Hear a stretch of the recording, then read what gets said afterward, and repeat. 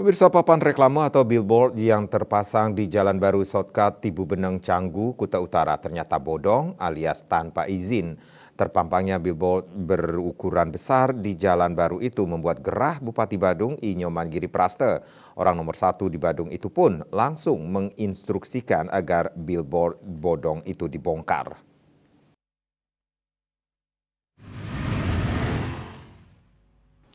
Saat ditemui dalam peresmian Jalan Shortcut Simpang Tibu Beneng Canggu, Rabu 10 Januari 2024, Giripraste menyatakan terkait adanya billboard yang terpampang tersebut diminta untuk dibongkar.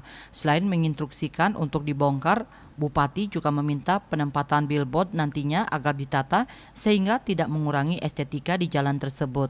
Bupati Giripraste lanjut mengatakan bahwa billboard memang diperlukan, hanya saja pemasangannya tidak boleh merusak perwajahan kawasan itu.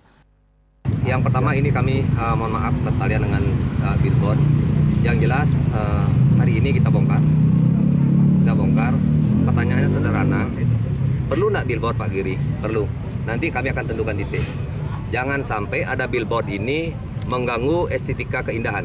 Maaf ya, ketika saya berbicara tentang estetika, keindahan, keasrian, kita jaga dengan baik. Maka modernisasi itu kita ke bawah salah satu MRT, LRT ini, lintas raya terpadu. Nah, katakanlah dengan billboard ini kita menentukan titiknya. Yang boleh dipasang di jalur ini, titiknya kita tentukan. Yang mendapat ada masalah bagi saya, siapapun itu. Nah, selanjutnya ada yang vertikal sama horizontal.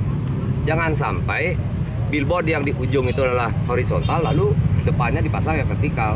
Jadi kan tidak nyaman. Diketahui Jalan Baru Shortcut Tibu Beneng Canggu belum diresmikan sudah diserbu billboard. Billboard tersebut setelah ditelusuri ternyata bodong, sehingga langsung dilakukan pembongkaran oleh Pemkab Badung. Indrawan, Bali TV.